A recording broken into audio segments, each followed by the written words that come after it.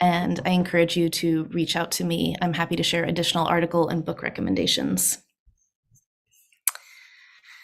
Thank you, Eda. Would you mind starting the first slide?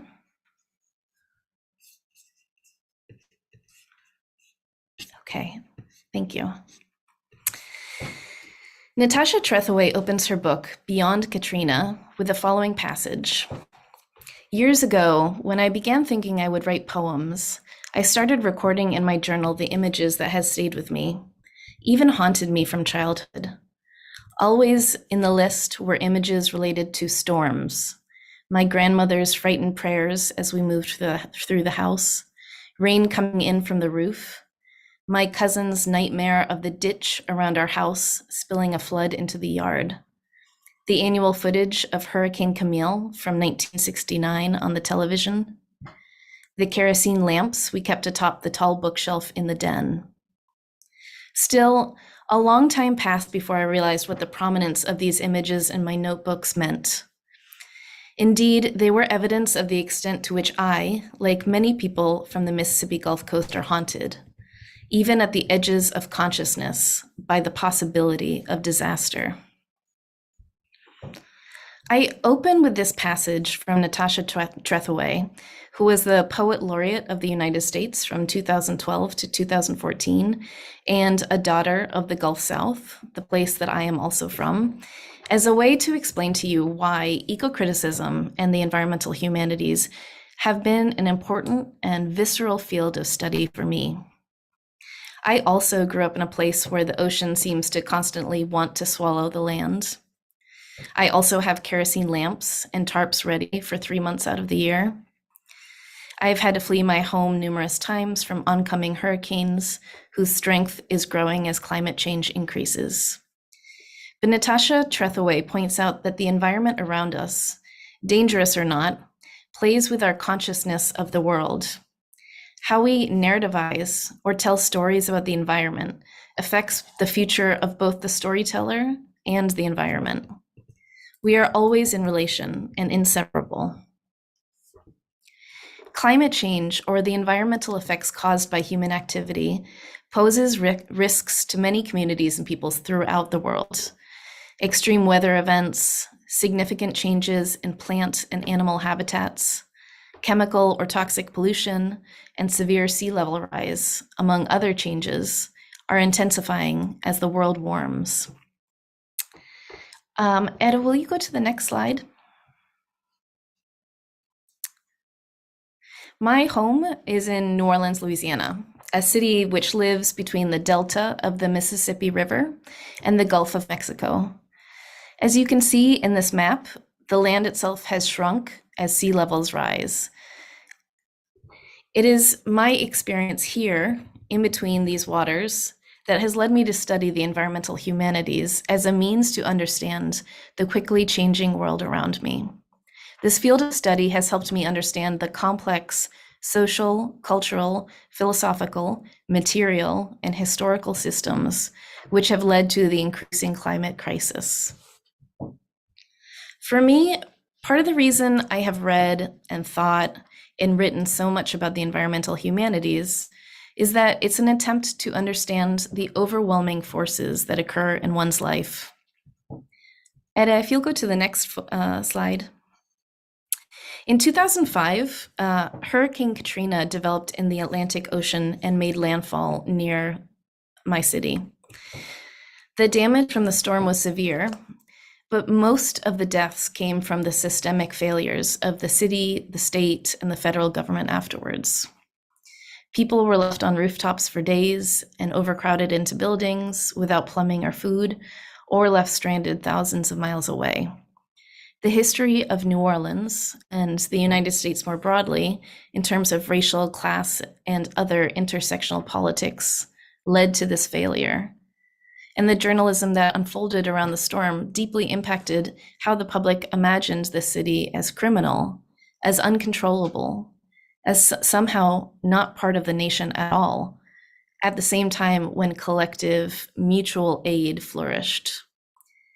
This hurricane made clear that a disaster is never natural. In the photos of Hurricane Katrina, it becomes evident the need to explore the cultural, ethical, and political dimensions of environmental issues, and to foster a deeper understanding of the complex relationship between humans and the environment.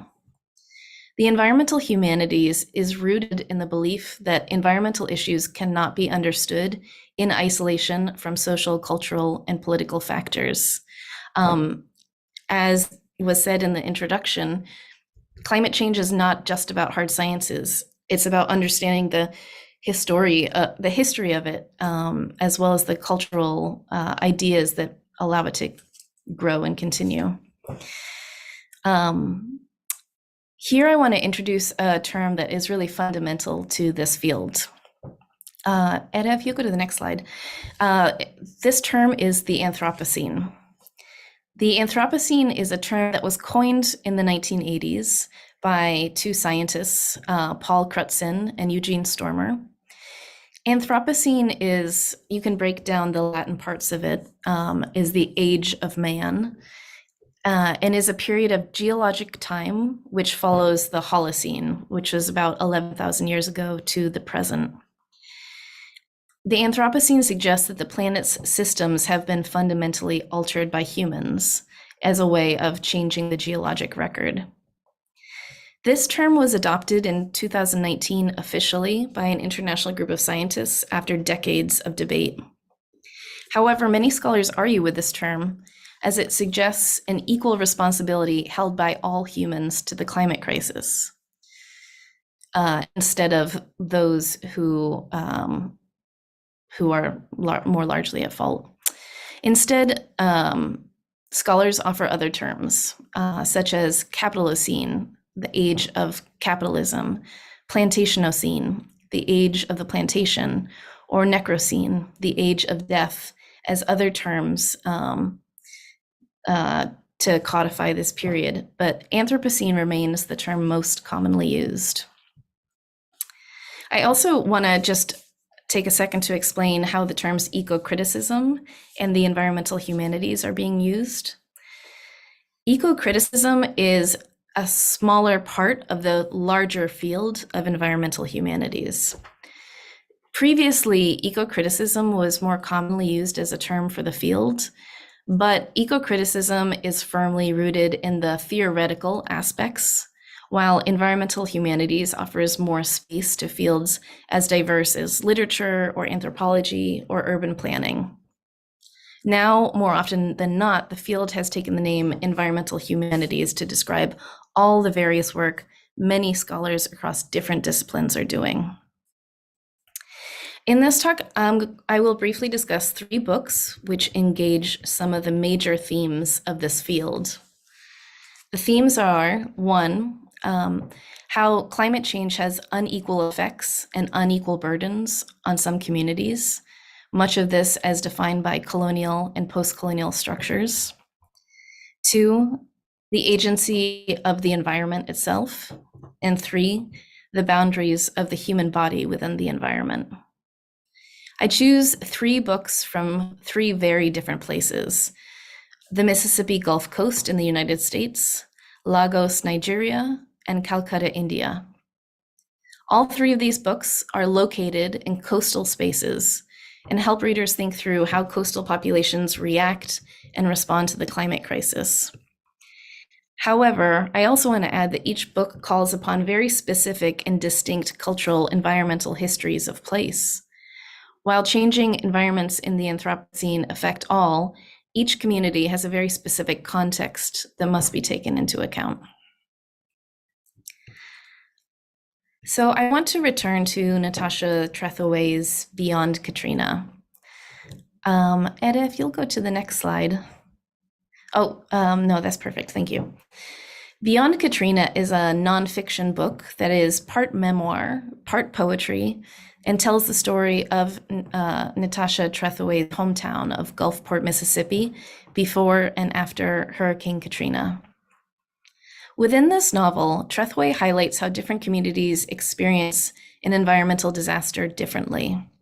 In other words, how some communities are more likely to suffer more dramatically from the accelerating impacts of climate change.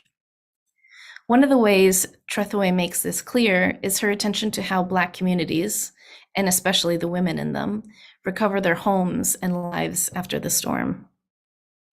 Throughout the book, she intersperses poems, and I'd like to talk about the first stanza of the poem called Believer for Tamara Jones, which is the stanza that you'll see on the screen here. It goes, "The house is in need of repair, but is, for now," she says, "still hers. After the storm, she laid hands on what she could reclaim. The iron table and chairs etched with rust, the dresser laced with mold, 4 years gone.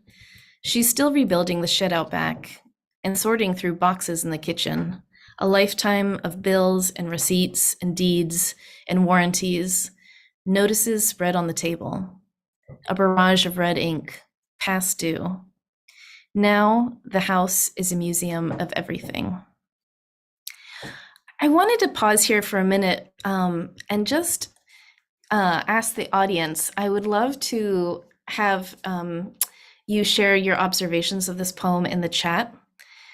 I'm curious what information this poem gives to you. What do you learn from this stanza? What do you feel from reading this stanza? If you just want to put a few words in this chat of like an image that stands out or something that you, piece of information that you learn, I would love to just see how students respond to this poem. I'll give it just a minute or two for you to respond.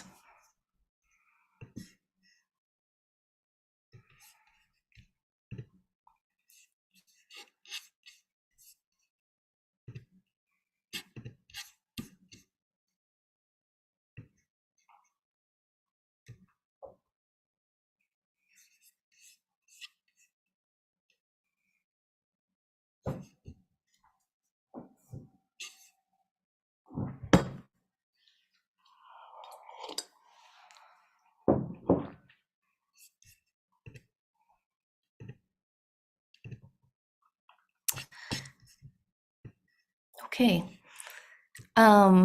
We can come back and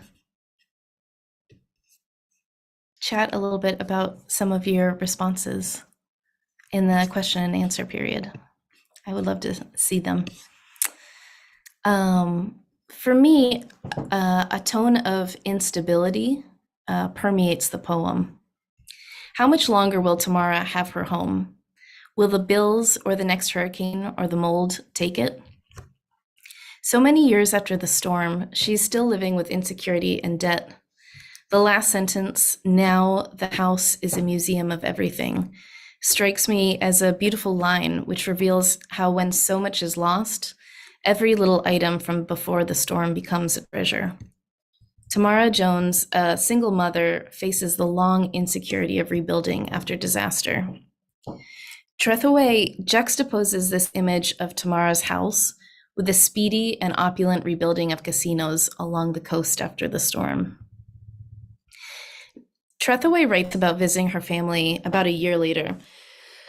Because her brother's house is still not livable, she books a room at a casino nearby. And if you'll go to the next slide. She writes, "Walking through the lobby in the morning, I am struck by the incongruousness of the high-end jewelry and clothing stores in the casino. The crowds of people bustling with excitement, the countless opportunities for consumption juxtaposed with what I know is just beyond the great entryway, with its soaring glass doors, giant flower arrangements, and extravagant perfume. While Tamara's house is a museum of everything lost, the casino sells luxury items next door. In the environmental humanities, the field works to find ways to point to the unequal impacts of climate change, but even more so, that capitalism and disaster are closely related to one another. As writer Naomi Klein points out, disasters have become catalytic moments for those with power to take financial advantage of unstable situations, to secure land, financial support, government contracts, etc. Trethewey highlights how casinos were rebuilt quickly after the storm, effectively being the only place for people who had lost everything to gather and lose even more. The juxtaposition of the starkly different realities for individuals such as Tamara and the casino reveal how Beyond Katrina as a text is a powerful testament to the ways in which natural disasters can expose and amplify pre-existing inequalities in society. Natasha Trethewey further complicates this notion by exploring how the history of enslavement in the United States still marks local places of her hometown. Trethewey does not just simply point out the unequal effects of disasters such as hurricanes, but also how those effects were written by hierarchies of history. Eda, if you'll go to the next slide. For example, she tells the story of her grandmother, Loretta, a Black woman who lived along the Gulf Coast in Mississippi her entire life. Loretta's parents moved to Gulfport around the turn of 1900. And Gulfport is a coastal town just at the close of the Reconstruction era of American history, in which the United States grappled with the recent outlawing of human enslavement. The legacy of colonization, the Middle Passage, settler colonial plantation agriculture, dispossession of indigenous people from their lands, and anti-Black laws shaped the society and thus the environment of Gulfport. Trethewey writes, "It is commonplace that the landscape is inscribed with the traces of things long gone.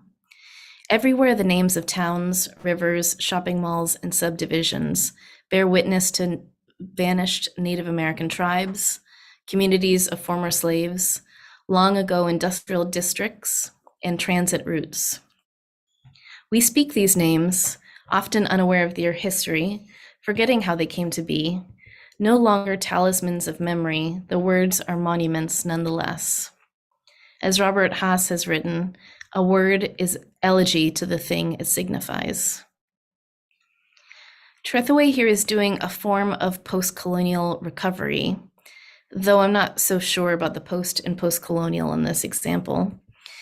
She recovers the erasures of history, her mother's family's liberation from enslavement, the dispossession of native peoples from the region, to remind readers that the hurricane is only one disaster in a long line of environmental disasters in the region. In emphasizing the production of history, she points to the way history and environment inflect each other. The names of rivers tell the history of a place, but also the aquatic movement and the transit between peoples. Next, I'm going to turn to a really different book. This book explores another central theme in the environmental humanities, which is the agency of non-humans. One of the main conversations that the environmental humanities has been having in various ways and methods is around how literature has imagined humans as central characters and the environment as simply a backdrop to our drama. Factors such as literature, as well as other cultural ideas, have led some humans to believe that our species are master of our dominion and the environment around us. I want to clarify here a couple words for this discussion and what I mean by when I say agency. When I say agency, I mean that something has the power or will to do something. That could be a human who uses their agency to advocate some change, or it could mean the agency of an animal to fight or to run away. Agency, in my mind, is not simply a term for humans. Anthropocentrism is another word often found within this discussion and means a human-centered point of view. This term brings up lots of philosophical questions that we can also discuss a bit later. And finally, I wanted to share one last common term to this discussion, which is speciesism, the belief that the human species is primary to the detriment of others. Our attitudes toward the environment are not innate, but are rather constructed, in part from cultural artifacts such as literature, but also art and music and TV and TikTok, all these things that we have inherited and produce. How does literature express, explore, and define our perceptions of the way in which humans and animals are bound together in the world? What would a novel that does not center humans as the primary means of perceiving the world look like? I want to turn to Nigerian-American author Nnedi Okorafor's Lagoon from 2014. While this next novel does center humans in the plot, it also considers how animals, plants, and spirits make up a community. And if you'll go to the next one, yeah, perfect. Nnedi Okorafor's Lagoon opens with a swordfish narrator who is attacking an oil pipeline in the water outside of Lagos, Nigeria. While Okorafor does not tell us this history, it's helpful to know that Nigeria has been the site of Western oil and gas extraction for decades, deeply polluting the land and water of this region. Immediately, Okorafor, who is a winner of the Nebula Award and the Wole Soyinka Prize for Literature in Africa, orients her reader to perceiving how language shifts when non-human characters are centered. She opens the book by writing the following. She slices through the water, imagining herself a deadly beam of black light. This is the swordfish narrator. The current parts against her sleek, smooth skin. If any fish get in her way, she will spear it and keep right on going. She is on a mission. She is angry. She will succeed, and then they will leave for good. They brought the stench of dryness, and then they brought the noise and made the world bleed black ooze that left poison rainbows on the water's surface. She often sees these rainbows whenever she leaps over the water to touch the sun. Inhaling them stings and burns her gills. The swordfish, which is actually based on a real swordfish that in 2008 attacked an oil pipeline, is fictionalized here in this novel and calls the oil-slicked water no longer sweet and sick with a stench of dryness. Because as a creature who inhabits the water, she senses the oil differently from a human. For example, a human would probably not call an underwater scene dry. In this way, Okorafor's use of the swordfish creates new phrases and ideas that help readers perceive our own human sensorial limitations. The story continues as the swordfish rams the oil pipeline, and soon after, a massive sonic boom occurs. The swordfish sees other underwater animals communicating with something new. An alien ship has landed beneath the bay of Lagos. Will you go to the next slide, Edda? The swordfish narrates the following, her meeting with the aliens. She says, or thinks, when a golden blob ascends to meet her, she doesn't move to meet it. But she doesn't flee either. The sweetness she smells and its gentle movements are soothing and non-threatening. When it communicates with her, asking question after question, she hesitates. It doesn't take long for her apprehension to shift to delight. What good questions it asks. Okorafor plays with the trope of alien invasion by having the aliens meet and speak with underwater creatures first, rather than invading militaristically, which is a more common trope in films, for example. Further, she plays with the idea of alien invasion in the book by putting actual aliens alongside the Western invasion of the oil and gas resources of Nigeria. Through this, she's subtly insinuating a history of alien colonial invasion and the human slave trade without actually saying anything about the past. Lagoon tells many stories at once, but the central narrative commences on the Lagos beachfront, where three characters, Adora, Agu, and Anthony, are pulled into the ocean by a tsunami. After, the three characters wake on the sand to find an alien that looks human, or more specifically, looks like a family member of Adora's waiting for them. Later in the novel, the reader comes to understand that these three characters have been selected by the oceanic alien populace to communicate their demands to the citizens of Nigeria, and by extension, humanity. Even the act of communicating a message from one species to another is so important. The entire plot of the novel revolves around it. Scholar Nadine Lunsami writes about Lagoon.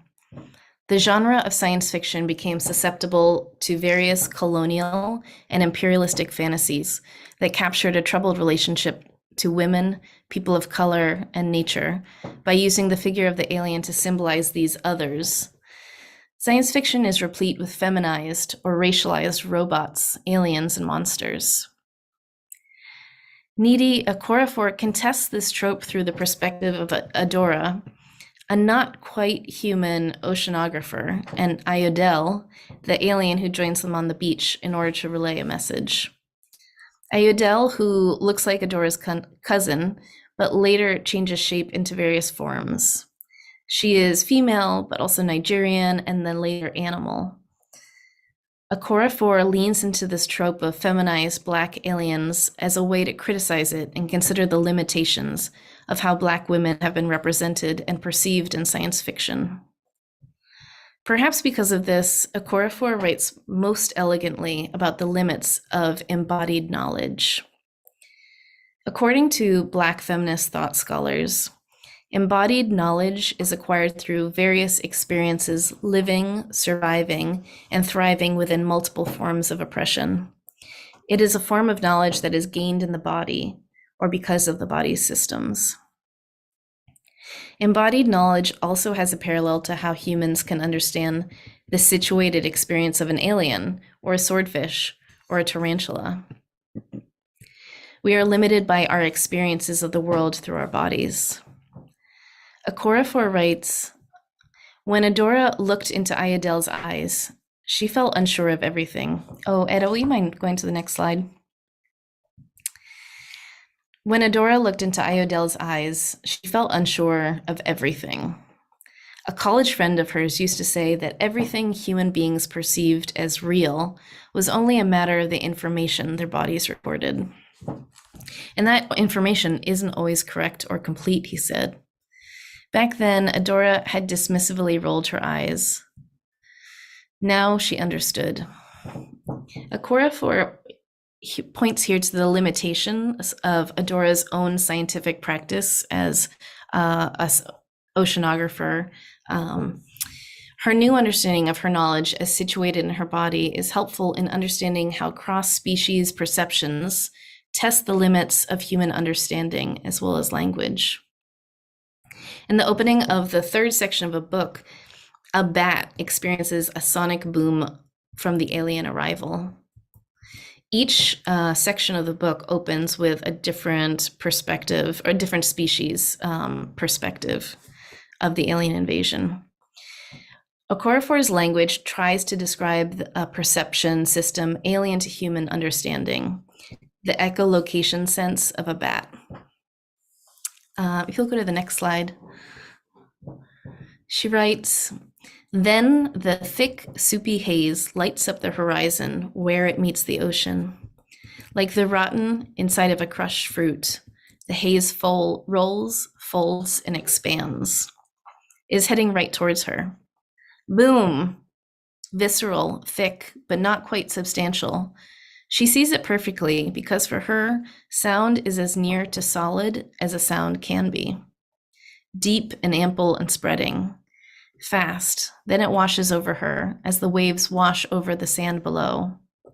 Now she is in the middle of red, pink, green, yellow, blue, periwinkle. She has no word for color because she is a bat and bats do not see color. But she sees them now. She can taste them.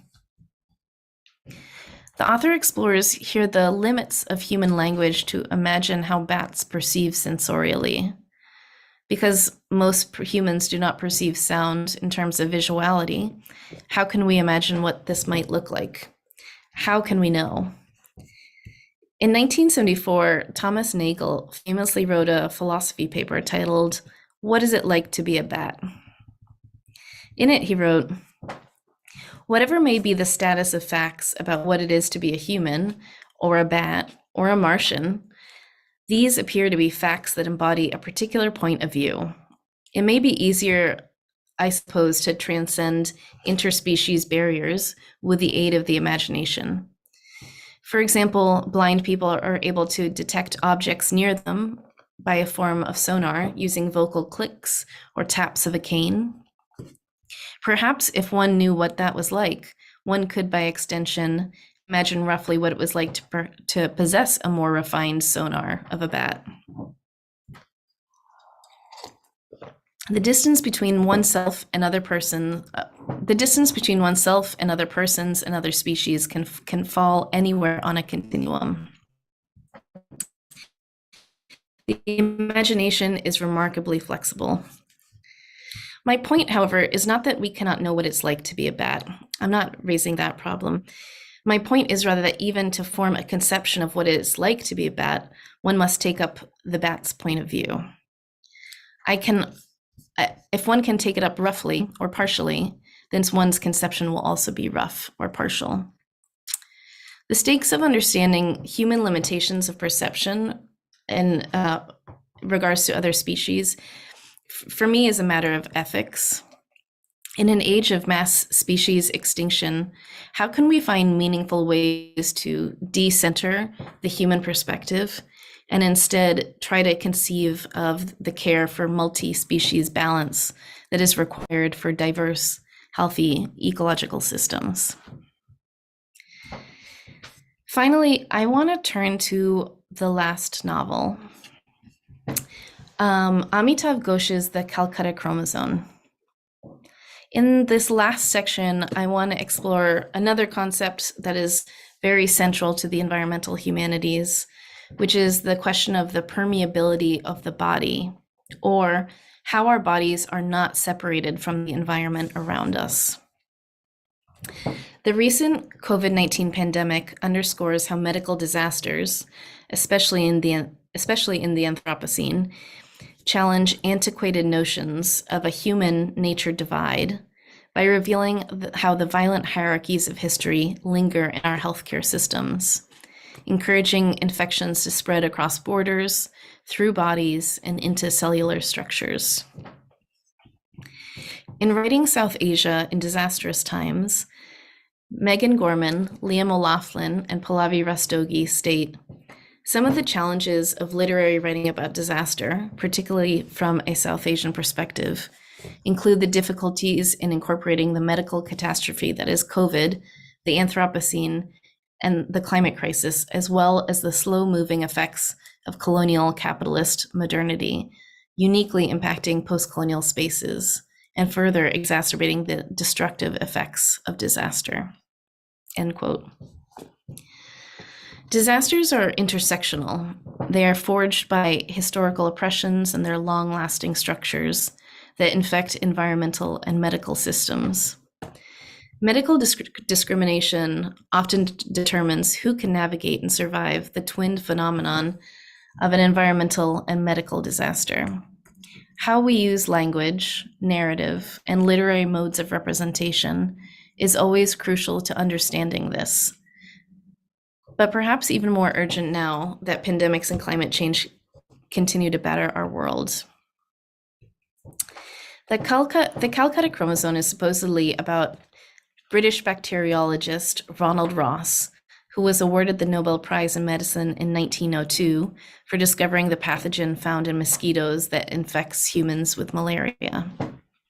However, the novel cleverly undercuts Ross while questioning the ascendancy of Western-dominated history in India. Instead, a mysterious group of craftspeople and laborers, led by the Dalit scientist Mangala, a sort of religious figure, actually develops the knowledge for Ross's discovery. However, they also learn how to utilize it to reincarnate themselves into new bodies. The novel centers around various characters' search for the truth of Mangala's secret organization, deploying themes of permeability, of how the human skin is not a barrier, but a spongy container for the environment to pour in and out of us. When I say permeability, I'm calling on environmental humanities scholar Stacy Alamo's concept, which is the interconnections, interchanges, and transits between human bodies and non-human natures. Or more simply put, the way water, air, food, microbes, toxins enter our bodies as we shed, excrete, and exhale our processed materials back out. What are the boundaries of our bodies and ourselves? Eda, will you go to the next slide? Murrigan, one of the main characters and a research and scholar of Ronald Ross, reveals buried within the research of Ross's Western medicine an underlying need for the permeability of the body with environment, upending 19th century Western medical notions of a human-nature divide. Murrigan, who deploys a very freewheeling, sarcastic tone throughout the novel, shows how Ross's search for the malaria vaccine utilized colonial tropes for the Western field of tropical medicine. Through Ross, Ghosh notes the congruence between medical and colonial history. He writes, "The mid-19th century was when the scientific community began to wake up to malaria. Remember, this was the century when old Mother Earth was settling all the last unknowns: Africa, Asia, Australia, the Americas, even uncolonized parts of herself. Forests, oceans, warlike natives, all that stuff's easy to deal with when you've got dynamite and the Gatling gun. Chicken feed compared to malaria." Murrigan conflates the forests and the oceans of the environment with the warlike natives into one group that impedes the colonial mission, suggesting that people and environment gain a greater power of resistance only when rhetorically and materially intertwined. However, malaria, a viral agent, is the only truly powerful challenge to the empire. The sickness is caused by an agent of the environment entering the humans. The permeation of the living bacterial organisms within the bodies present a more complicated subject to oppress. Indeed, the way they are written in the novel, the knot at which the medical and the ecological cohere and even untangle into each other is the space from which the resistance to Western dominance arises. The Calcutta chromosome represents natural pathogens as both disease and cure, neither essentially good nor bad. Murrigan then contemplates the metaphorical irony of Ross's malaria experiment. He writes, he thinks he's doing experiments on the malaria parasite, and all the time it's him who is the experiment on the malaria parasite. As Bonnie Roos and Alex Hunt write, malaria is a disease that moves through several layers of an ecosystem: microbial, insect, human. Malaria certainly reminds us of our bodily connections to the outside of the environment. Indeed, malaria as a natural contaminant forces us to reimagine our bodies as involved in a relationship of systems that move through the permeable membranes we pretend to distinguish ourselves from the environment with. The description of malaria migrating through an ecosystem shows how diseases are not just diseases, they're always bound up in something larger. In this case, the natural environment in which the malaria-carrying mosquito is an organic part. Malaria thus opens the border between the human and the medical and the ecological through the different aspects of its composition: bacteria, insect, human. But permeability is also destabilizing. By undermining Ross's research, and thus symbolically Western notions of the human-nature divide, the Calcutta chromosome suggests an indigenous challenge to Western conceptualizations of medicine and healing is possible by rejecting the belief of the impermeability of the human to the environment. Eda, will you go to the next slide? For example, thank you. For example, Murrigan becomes infected with the Calcutta chromosome while sleeping under a mosquito net and awakens to a horde of mosquitoes within and upon his body. Ghosh writes, when he looks down at his body lying flat on the bed, he could not tell whether he was waiting for them to show themselves to him or whether he was showing himself to them, displaying himself in those minute, detailed ways that only they were small enough to see, to understand, because only they had eyes that were designed not to see the whole, but the parts, each in its uniqueness. Involuntarily, he flexed his shoulders, arching his back, offering himself up, waiting to discover where they would touch him first, where he would detect the tingling prick of their bites on his chest or his belly. The smallness of the bacteria is part of its deadliness.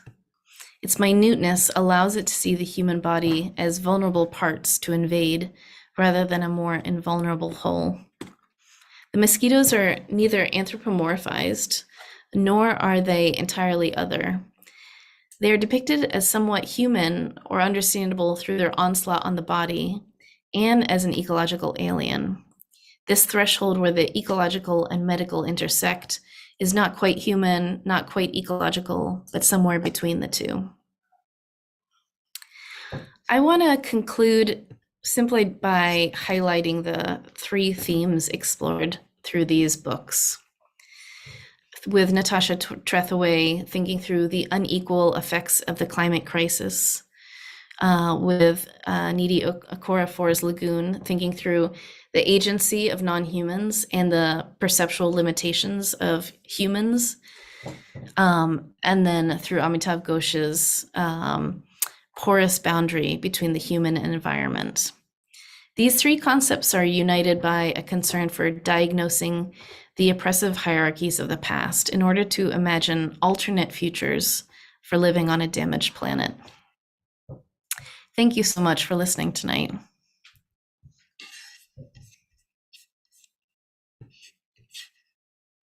Well, thank you, Tori. That's very rich explanation of eco-criticism description. Yeah, we are on to the Q&A session. So we have a question, not really related to the discussion, but maybe if you can answer the question first, Tori. Of course. It's about the naming of hurricanes in the US. Oh, this is a good question. I believe that this tradition began in the 1940s. And for a long time, until I think the last 10 years, all hurricanes were named after women. And so that's why you have Hurricane Camille, Hurricane Katrina, Hurricane Rita. Only in the last 10 years or so are hurricanes both men and women. And as for, let's see, why some hurricanes in the US are named, yeah, I think it was simply just a way to, because it's, an environmental phenomenon that we deal with a lot. I think it's just a way to sort of mark large events. Everyone sort of remembers 1969 because Hurricane Camille hit in 1969. So I think it's a way for people to understand more easily by naming them. So if we are going to analyze it using eco-criticism point of view, is there something that we can see there? Well, I think maybe my answer was leaning towards the fact that I think it's interesting that they were named after only women for so long, as a way of sort of like, there's a long tradition in Western culture of feminizing the environment as a means of making it sort of more susceptible for like domination. Stacey Alamo has a number of excellent books that really focus on this particular concept about how the environment was feminized, especially in the 18th and 19th century. And I'm happy to point anyone out to those books. Right. So we usually call the Earth as Mother Earth. In Indonesia, we call it Ibu Pertiwi. So it's similar to Mother Earth. Yeah, yeah. Yeah, and I think there's always other reasons why, I mean, I tend to be thinking in this sort of like I'm thinking more of a Western tradition of using the landscape, feminizing the landscape as a means for colonial domination. But I also Mhm, think that mhm, there's lots of other spaces in which landscapes are feminized, not as a means of oppression. I think there's other reasons why that happens as well. So um, again, I think that points to the fact that environment is always has a specific cultural context to it. mhm. Um, Yeah. yeah, Mhm. Okay, so there's one comment for the poem that you displayed earlier. This yeah. is from Fiolina.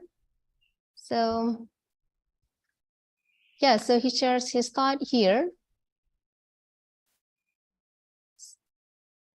So Yeah, this is a mhm, great observation. Thank you so mhm, much, Lena. Um, I love that you say the house is still hers and it's filled with personal memories.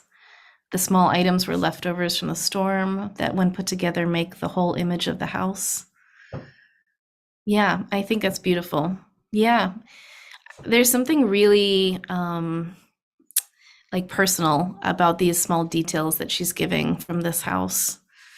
Um, for Natasha Trethewey writing this book, it's called Beyond Katrina because for many people, this hurricane, which was such a massive disaster in this area, people really only reported on it or made films in its damage to New Orleans, which was massive. But the Gulf Coast, which is made up of smaller towns and cities, was also equally devastated.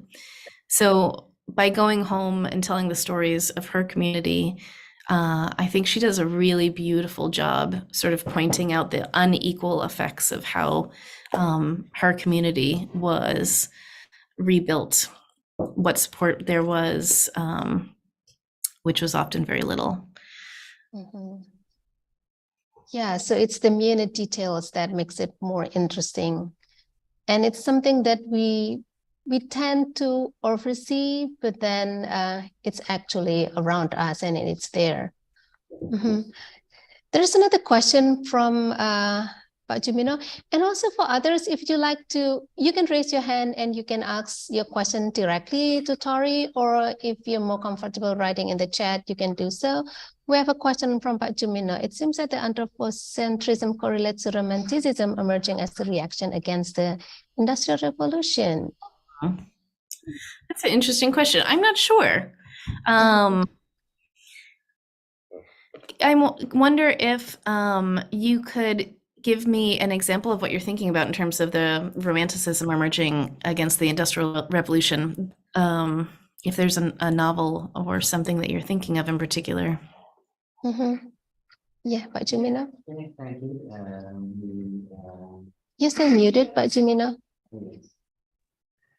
Okay, thank you, Tari, for why I asked about this when I learned about the romanticism literature in the United States as well as in Britain that most are as a reaction to the side effect of industrialization. Yeah, that Yeah, makes the people, the rich getting richer, while the poor and most of the poor are getting poorer.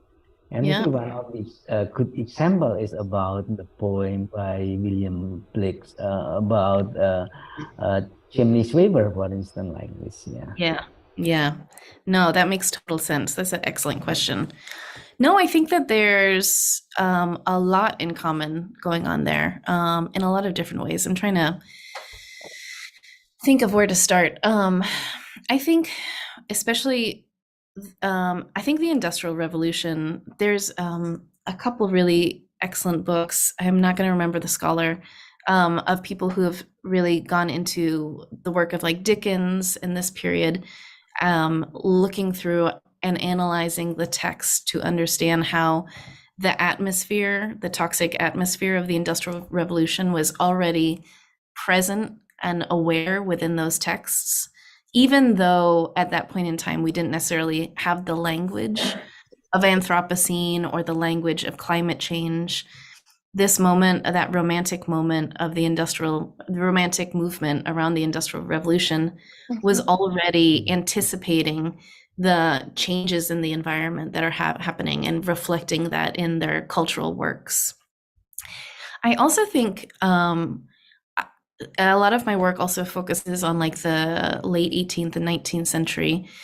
And I think that there's a lot of similarities in terms of the moments.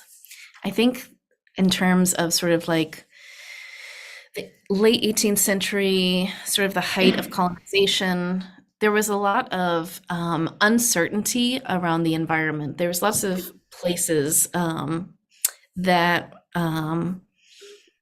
there was lots of ways in which the environment was rapidly changing. There was mass migrations, people were moving to new spaces. They didn't understand necessarily all the environments around them. And I think that there's something in common a little bit, though sort of in reverse with today. I think the rapidly changing world around us is sort of making us unfamiliar again in some sort of way with our environments, even if we are very familiar and grew up with them our entire lives. And so I think we're sort of going through another period of defamiliarization, and we're trying to grapple with that. And I think the environmental humanities is in part trying to answer some of those questions. Yeah. Okay. Yeah, thank you. Thank you, Tori, for your good explanation about my question. That was such a good question. Thank you. Okay, welcome. Thank you, Pak Jumino. So there's Tifasha writes something here. So she said it's not a question, but more of her view. Let's see.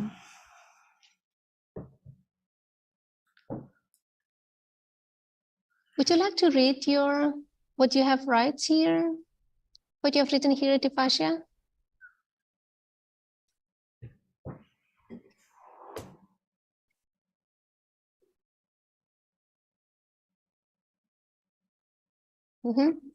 No? Yes, may I? Yes, please. Okay, so I've thought about I'm thinking about this topic and I'm quite interested in it. And I think that how natural disaster caused by human itself, it's really heart-wrenching, as well as Tori delivered in the examples of work right before.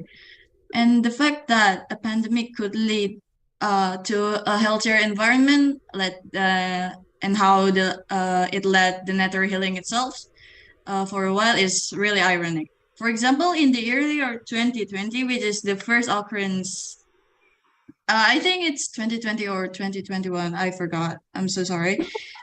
Which is the first occurrence of the COVID. People were told to just social distancing and wear masks when they have to going out, which made people didn't go outside as frequently as they had before. The effect was surprisingly positive to the environment, though it considered as a disaster for us human, like how the pollution in my city, Jakarta and Bekasi reduced because of people are lesser going out and lesser people, which means lesser people with vehicles going out. And I too have thought about making it into a short novel or short story, picturing this event. And maybe I have, but I can give it a try for a while. Thank you. I really want you to write that short story or that short novel. I really do. I was laughing when you said I couldn't remember the year, if it's 2021, because I feel like the time didn't exist the entire COVID for me. Yeah, you're right. I understand that feeling.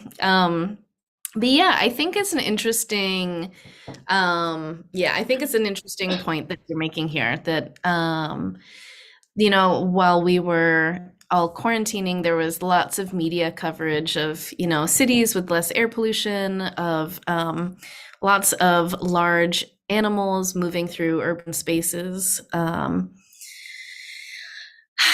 You know, I have sort of two feelings about this. One of them is that I worry that this dynamic of human beings like having to hide away from the world in order to make the environment better is sort of an unstable dynamic. It's great that air pollution decreased for a short amount of time, but it came back, you know.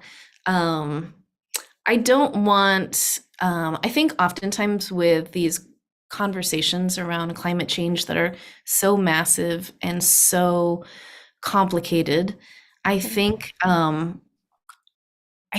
sometimes I try to push students to consider how complicated things are. I mean, I don't want like I don't want young people to feel like humanity has to end or the apocalypse has to happen in order for the environment to become sustainable and healthy again. I don't think that's the answer. I think we can find ways of living in a environment that is already deeply flawed, just like humans are deeply flawed. And I think that's, again, sort of going back to the opening comments, the importance of the humanities in this conversation. I think the humanities allow us as a community to play with new ideas about how we exist with our environment, and to sort of change and culturally adapt in a ways that I don't think the hard sciences is able to do. I think the humanities brings a level of ethics and a level of analysis, of critical analysis, that is fundamental to us figuring out as a species how to do it better.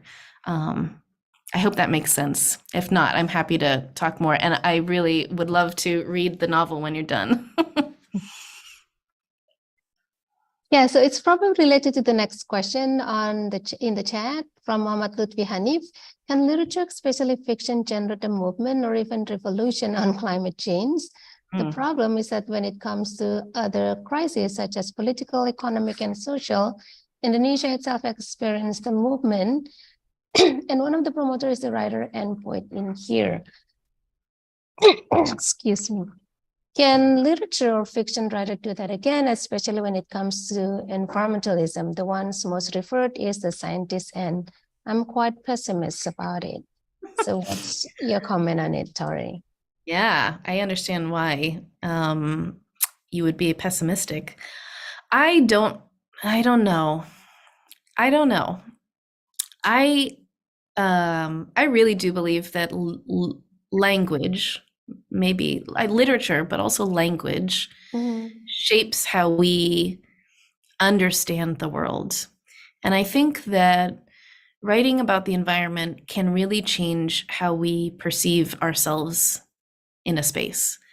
And it's not capital R revolutionary, it's like little r revolutionary. Changing minds and consciousness, for me, is a sort of revolution. I think when it comes to these other aspects that you're talking about, and really real things where people are losing their homes, having to migrate because they can't live on their land anymore. These are dire issues. And sometimes it's really hard to say that literature is going to be the thing that saves it, because I don't know if it has that power. I mean, it doesn't have that power, right? Like, literature is not going to save you when you don't have a house.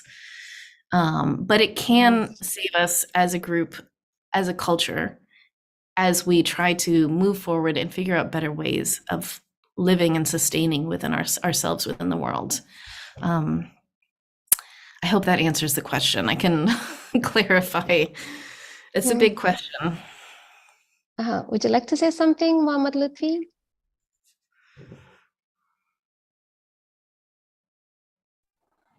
And I would love to hear what specifically you say there's someone specifically a writer or scientist that you're referring to. I would love to know about that. Mhm. Hello, ma'am. Hello.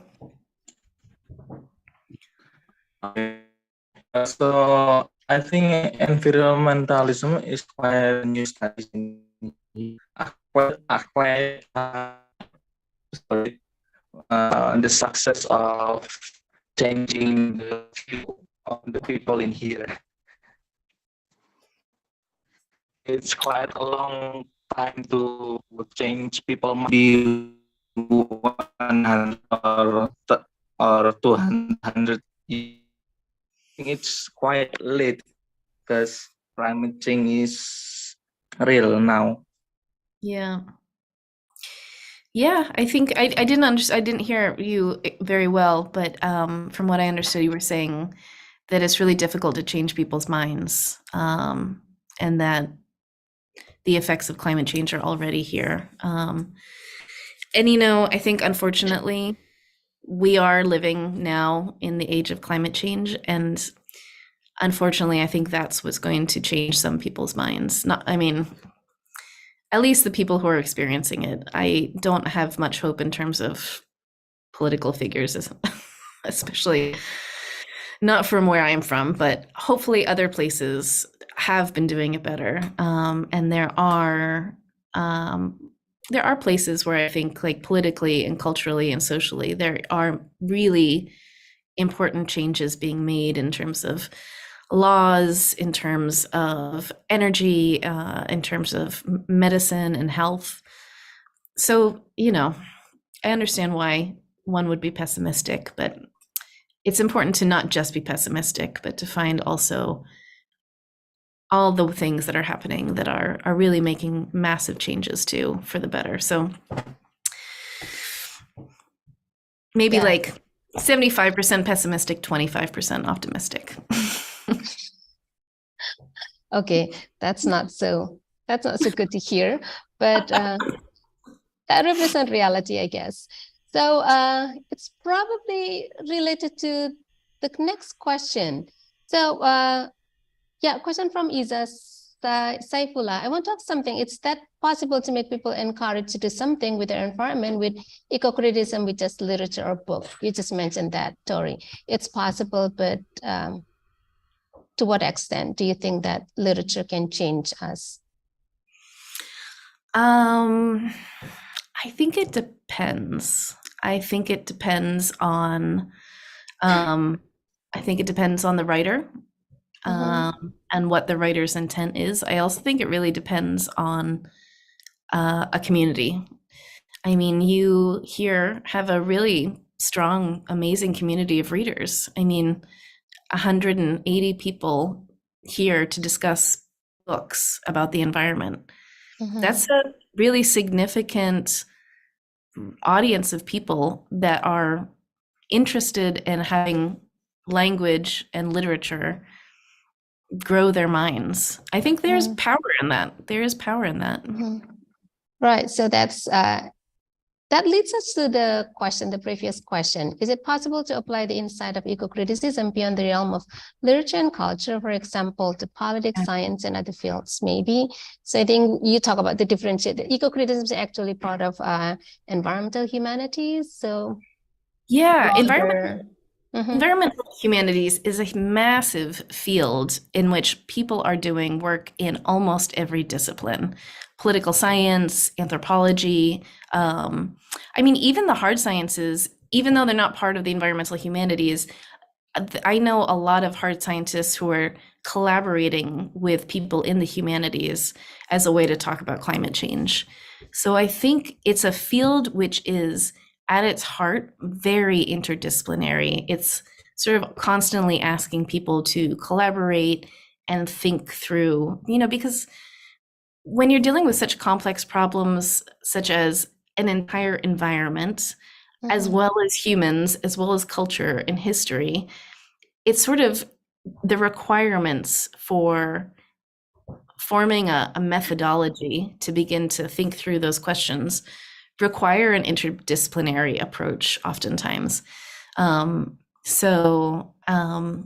think about a recent book that was released, which considers sort of just how climate change impacts our concepts of time, how a plastic bottle can live longer than an ice glacier now. And in this book, there's philosophers, there's biochemists, there's visual artists, there's an anthropologist, and they're all sort of thinking through this one idea of how climate change influences how we can perceive time. So I think environmental humanities is very exciting to me for that. And ecocriticism is sort of like the theoretical underpinnings of that. So I enjoy theory, so I really enjoy ecocriticism. However, if you do not enjoy theory as much, but you do enjoy thinking about the environment and stories, or thinking about culture and how it's impacted by climate change, there's a lot of space within this field for many different approaches.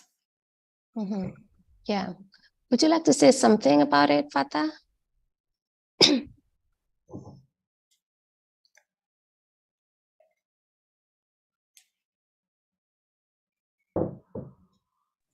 Are you still there, Fatah? Can you hear me, ma'am? Yeah. Okay, so I've been thinking about like city design that human build structure and has an impact to natural environment. So it is beyond the literature and culture, because it just structure design of the city, and that's why I've been curious about it. Is it has a relation with ecocriticism or no? And with the answer is, I think that ecocriticism has a relation with humanity, but I think the mostly has a big impact is relation with like climate change or natural environment, natural disaster, and etc. I'm not sure. I'm going to see if I understood your question. So you said you're really interested in urban planning and how cities are adapting to climate change. And then you said something about Mississippi, but I'm sorry, I didn't hear it. Could you repeat that part of the question?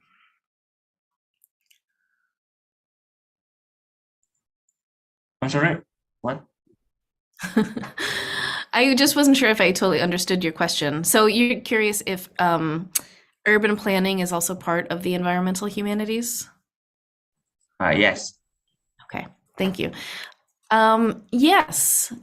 Even though urban planning is a bit outside of my my specialty, I do think that there are a lot of urban planners. I don't know if they would call themselves part of the environmental humanities, but they're certainly grappling with many similar issues. In New Orleans, I imagine probably also where you are, there's a lot of questions around how to make the city more livable as oceans rise. And so, I've been on some panels and in some discussions with architects and some city people who are thinking through, like, how do you make communities float? I do not know. That is outside of my area of expertise, but I do think that there's a shared interest, shared concepts, shared ideas between urban planning that is interested in how to adapt to climate change. I think if you were interested in reading more about the environmental humanities with some texts, I do not think it would do you. I think it would serve you well with this interest. Okay, go on to the next question. So Emily Elita wants to ask about how the study of literature relationship with the environment changed over the years, and what are current arguments in the area of study of ecocriticism. That's a good question. That's a big question. Well, I will tell you one aspect of that, because I think that there's a lot of different layers to that question. In the United States, for a very long time, people that wrote about the environment were interested in preserving a certain idea of wilderness, Mhm. often sort of exemplified through national parks. And national parks are wonderful, but there's also, I think, for a very long time, a willing disregard for the reality of indigenous dispossession that had to happen for those pure wild national parks to exist. So I think one of the massive changes I've seen in the last, 10 years of the environmental humanities has been a greater realization of the ways that race and class and gender are really fundamental to how we interact with the environment and how we tell stories about the environment. Mhm. So I would say that's one of the greatest changes that I've seen in the last decade or so. Mhm. Yeah, does it answer your question, Yeah, I can. Amelie? Amelie, Elita?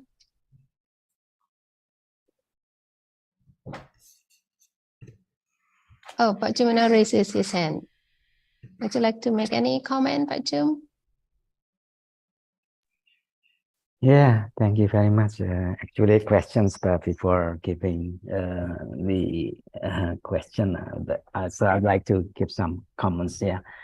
That yeah, life is very unique here, or very complicated for time in here. That in every aspect of life, yeah, notice are influenced by the advancements of technology. Yeah?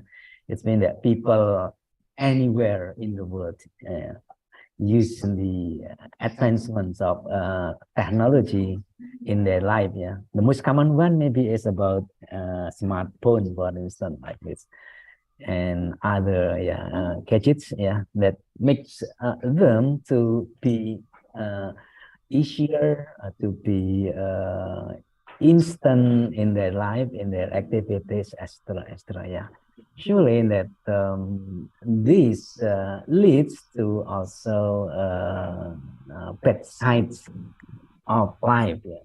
For instance, when we are forced to use our gadgets in front of a screen, on and on, yeah, during that our moves, our activities will be too stuck, yeah, just in front of our gadgets, for instance, like this. And in here, technology corrects to lives, yeah. The ethno-criticism, yeah, anticipates or try to make that the advancements of technology still able to make the life in the world at least healthy, or if possible becomes harmonious, as the most people like to have in a life. Yeah. What is your opinion about this, Tori? Thank you.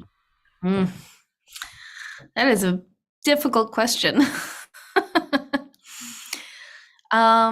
It's funny, I was in a presentation by a colleague just this week, and she was presenting on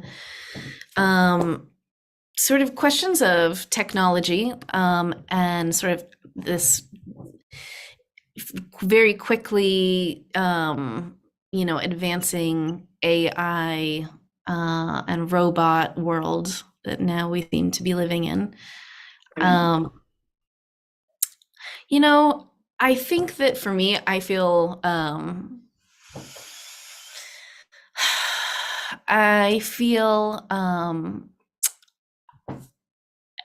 like I always want to embrace new technology because there's nothing else to do. I also feel that maybe it's a little outside of my comfort zone, just because I feel like I can think through questions of how we perceive the environment through language. But I think once we get into the technological realm, it gets a lot more difficult. Also because I think language changes as soon as we get into the technological realm. You know, how we text each other or write on the internet is really different. And I think maybe that's a really important field of study for now in the future, thinking about how the language of the internet and the languages of technologies, even coding, how that language is reflecting, perceiving, representing the environment, or if it is at all. I think it's weird that oftentimes we disassociate from the environment when we're in these tiny boxes, even though all this technology, the computers, the phones, the hardware, the cables, is all part of a massive extraction effort. And so I think, you know, there's a lot of really complicated conversations that I'm not sure if I'm the best person to answer the question, but that is my take on it. I don't know if that's helpful. Okay, then thanks. Yeah, because maybe my question is rather out of this topic. Yeah, but I think it's also still relates. It's a really interesting question. Yeah. Yeah, I see that Bu Dwi raised her hand. Would you like to ask a question, Bu Dwi? Yeah, thank you very much, Bu Ita. Yeah, I'm not very familiar with this topic. Actually, it's very new to me. It's just that when addressing the novel that is written based on a natural disaster, I saw some of my kids' novels are also about this. There was Yeah. 2 books I think that I can recall about. It is written by Terelie. It's about the tsunami 2004, if you remember the event. Yeah. Yeah. And also there's also a movie. I didn't see the books on it. The movie called The Impossible. That was also, yeah, that movie was also about the I mean, it's based on the tsunami 2004. Yeah.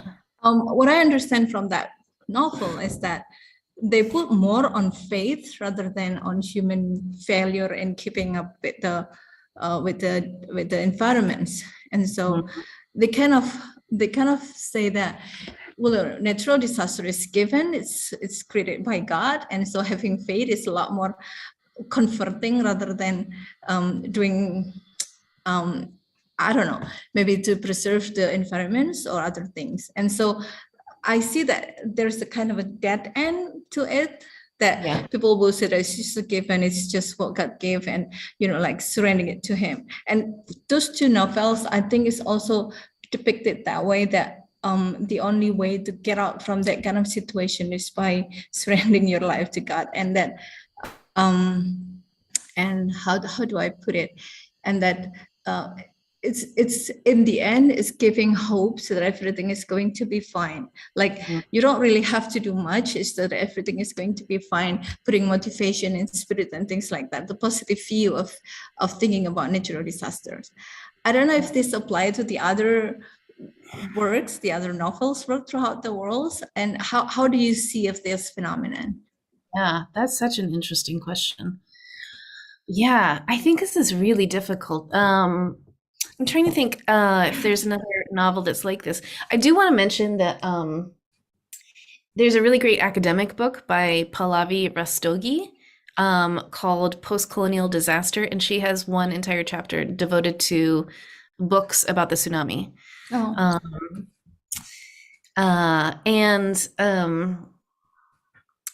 I think that is, you know, I think faith is a good thing.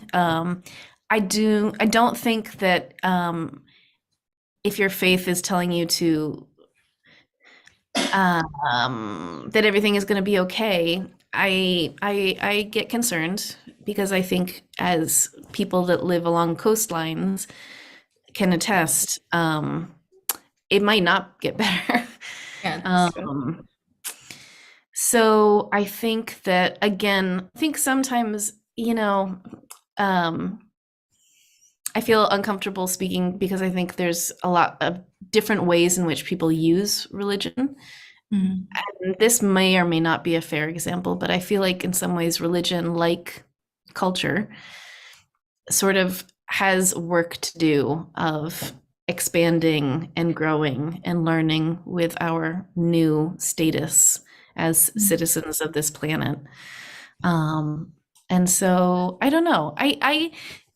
I think in a weird way, when you mentioned that, what I thought of instead is sort of a little bit connected to the previous question.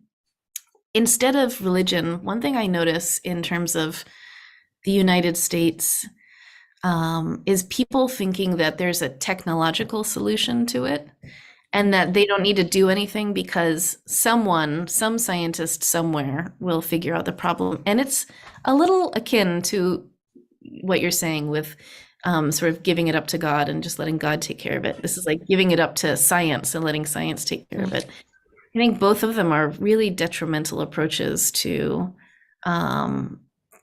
dealing with our currently rapidly changing world.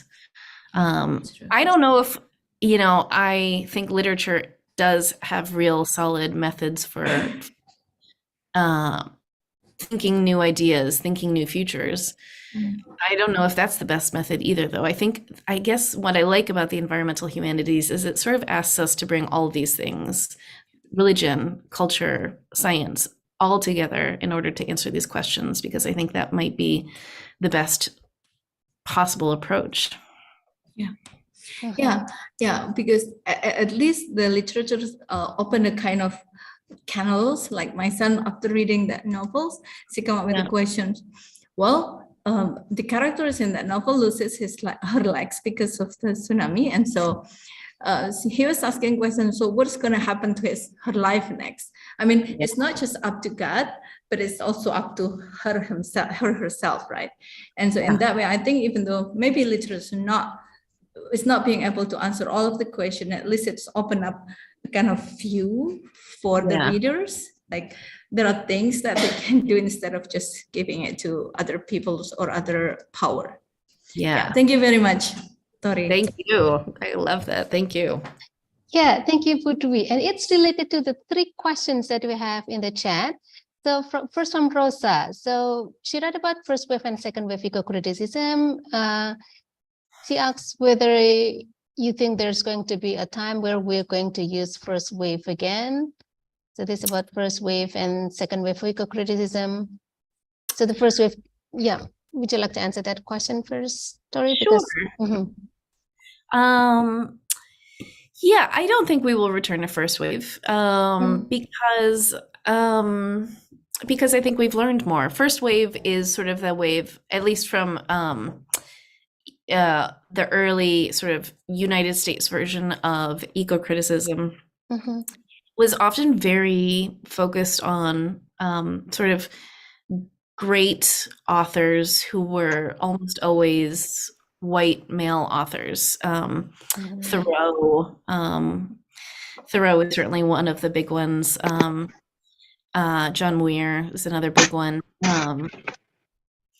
These are really important historical literary figures who had important contributions to the conversation about the environment. They're also figures of their times, in which their conceptualization of the environment was really only focused on how it served a certain population. And I think the current place that we are in with the environmental humanities and eco-criticism is really breaking down that history of sort of colonial conceptualizations of the environment and trying to find ways to reimagine. I think because so much of the ideas of that came from Western Europe through colonization have directly led us to this problem of climate change. I think environmental humanities is trying to find new ways outside of those approaches to sort of find new ideas in the break of what's outside of those sort of traditional colonial systems. So no, I think we're going to keep moving forward. We'll go into a third wave and continue to develop. Okay, so the next two questions probably more related to the second wave. From Abioso, what is your opinion about veganism? Does it help us in our efforts in combating climate change and other ecological disasters of our making, or does it either has minimal impact or it only further ruining our biosphere? I'm not, I'm not the best versed on this subject. I think veganism is in general a good choice if you are most concerned about the environment. I am not a vegan. I try to reduce my meat consumption just because it is true that meat tends to create more carbon in the environment. So I think cows are the highest, and then pork, and then chicken, and then fish. So I think that there is a benefit for eating less meat. I applaud anyone who is vegan and it works for them. But I think the most important thing is that you maintain a healthy diet, whatever that means. And I think, trying to cut out some red meat is a good idea. Eating more fish, I think, is helpful. Right. So the next question is A little outside of my right. So let's go back to the next question is eco-criticism in terms of activism. So Rafinsa asks, I want to ask something. As an aspiring writer, could you explain how can a writer weave together the elements of storytelling, character development, and thematic exploration to create a captivating narrative that not only entertains but also serve as a powerful tool for advancing the environmentalist movement, like by integrating environmental themes into their work? How can they effectively engage readers on an emotional level, raise awareness about pressing ecological issue, and motivate individuals to adopt sustainable practices and actively participate in conservation efforts? I think the three books that you discussed already do all of this, right? Or what do you think? I love this question. I think as an aspiring writer, I would recommend reading great books that do this. So I talked about the Calcutta Chromosome by Amitav Ghosh. I would recommend reading, if you want sort of like the masterclass on how to become an environmentally conscious yet amazing novelist, is to read Amitav Ghosh's The Great Derangement, which is a nonfiction book that he published, I think, in 2016, in which he's thinking through the difficulty of how to write about climate change through the form of the novel.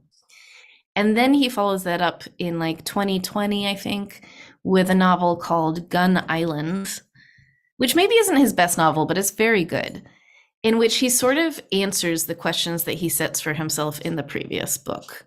So the first book is sort of nonfiction, him thinking through the challenges of the form, and then the second is the novel, and it's just paired together. It's really beautiful.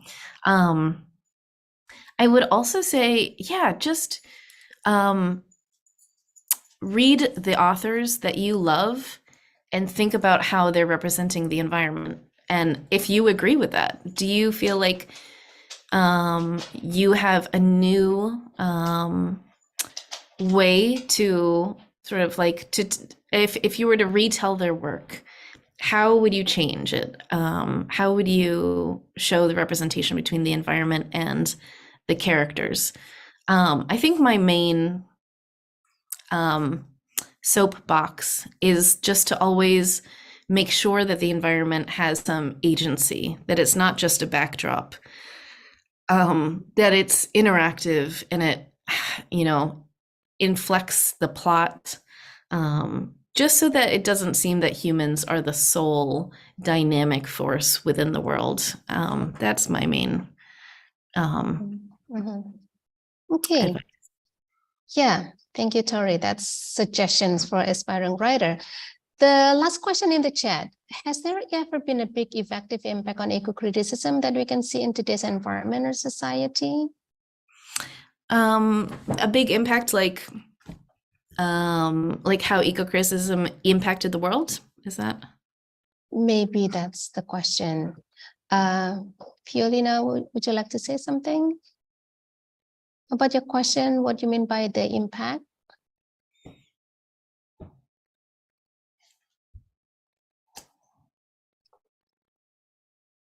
Yeah, that's what she means.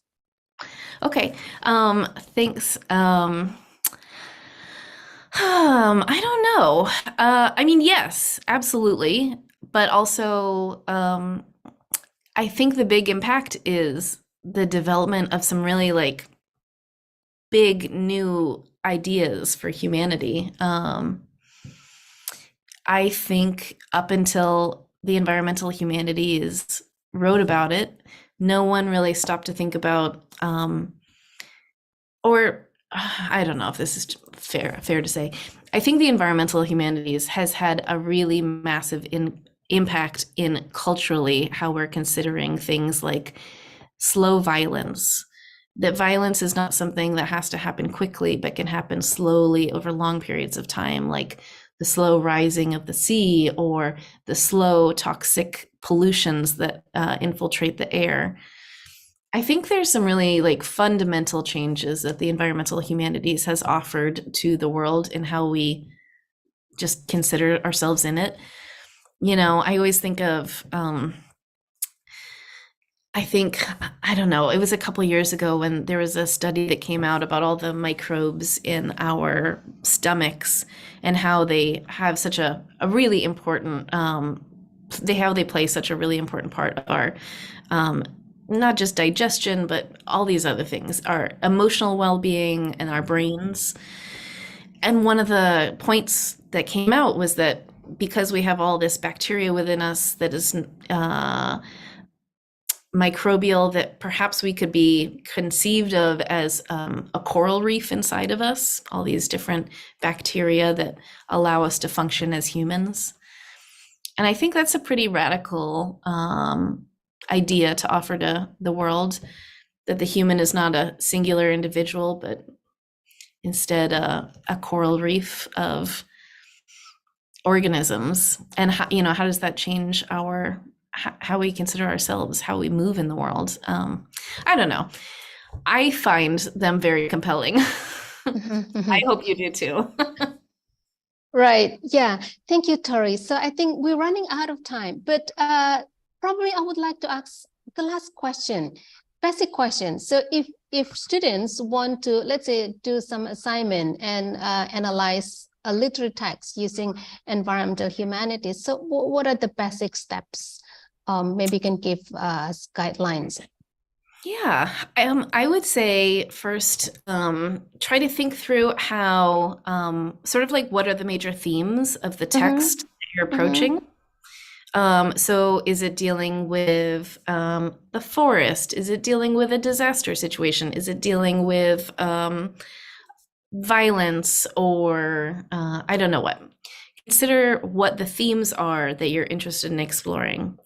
And then from there, I would recommend looking in, there's a number of really great introduction to environmental humanities companion books. A recent one just came out, the Cambridge Companion to the Environmental Humanities. And they have chapters that are divided by themes, more or less. And you can go to those chapters, read a little bit about it, and then look at and see who they are talking about, like who are they referencing. So if you're really interested in animal justice, for example, or animal justice, you can go to the chapter on animals and find out all the scholars that are sort of working on different ideas about this. And then just read a lot and use that to sort of inflect your own writing in your work. I think that, you know, the more you read, the better it is. So that would be Right. my answer. Yeah. And good luck. Thank you. Thank you, Tori. Yeah, the more we read, the better everything will be. Exactly. Yeah, thank you, Tori, for the Thank you, very Ida. enriching presentation, and also thank you, Tori, and all the participants for the also discussion. We discussed lots of things, and yeah, we are introduced to new terms. Eco-criticism itself is new thing for us here, but now we learn about environmental humanities. So thank you, Tori. Thank you for sharing your knowledge with us, and thank you for this exciting discussion, presentation and discussion. Okay, I think this is the, would you like to say something, Tori? I just want to say thank you so much to everyone. Thank you, our pleasure. So this is the end of our visiting lecture, the main session of visiting lecture. We are going to the closing ceremony. So I'll give it back to Dasha. Thank you. Okay, thank you very much, Tori, as the speaker for the presentation in today's event, as well as to Wu Eta, the moderator who has guided the discussion today. Thank you very much. As well as thank you to all participants who have attended the series of our today's event from the beginning until the end. All right, everyone, we have now reached at the end of our event today. However, before completing our warm presentation today, the head of the English department, Pak Oktifa Herichandra, would like to give a closing remark as well as a certificate of appreciation. For Pak Oktifa Herichandra, the screen and time is yours. Thank you very much. Our honorable speaker, Tori PhD from English participant, it gives us the pleasure to listen. And on behalf of the faculty of the are delighted and honored this speaker entitled Ecocriticism Section. This visiting lecture was held at the session of the in and the faculty of, and also with a personal relationship with our. We invited Tori Pus PhD as the main speaker in this academic since we thought that this topic relevant problem faced by people living in some environmental literature, one work that brought a picture is from perspective. Of course, this lecture contains our way of seeing literature as causes that we have society, and current. We consider this will become our advantage if we could treat the subject as one of these in our room. Ladies and gentlemen, I do really hope that this lecture will give the insight to all participants. In this opportunity, we would like to thank my speaker and we also would like to thank the committee of the and her team for organizing the event and ensuring the event. And we also thank all participants. God bless you. Thank you very much. Great, thank you, Pak Oktifa. Now, everyone, before we really close our event, we are going to have a group picture. So please do turn on your camera so that everyone is in the picture. For the operator, are you ready? Okay, I will start counting. In 3, 2, 1. Perhaps one more. Okay, I will start counting. 3, 2, 1. Okay, thank you very much, operator. Now, everyone, that's the end of the presentation today with the topic eco-criticism. Hopefully, we'll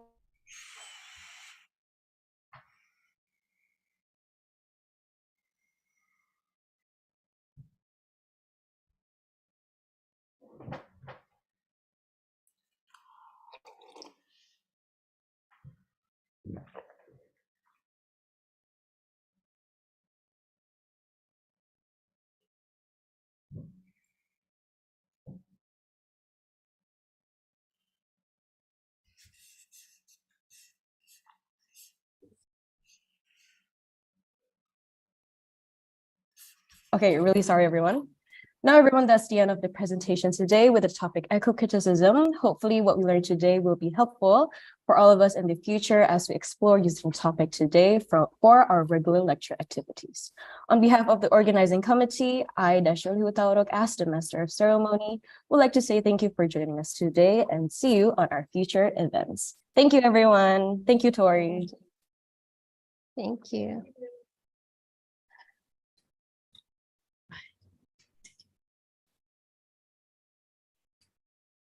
Today, selesai. Thank you, Tori. Okay, bye everyone. Thank you, Tori. Thank you, Tori.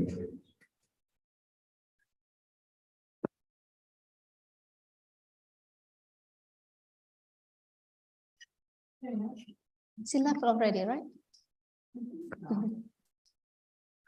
Ampun betul nggih? Tambon. Ya, sudah memenuhi. Sudah.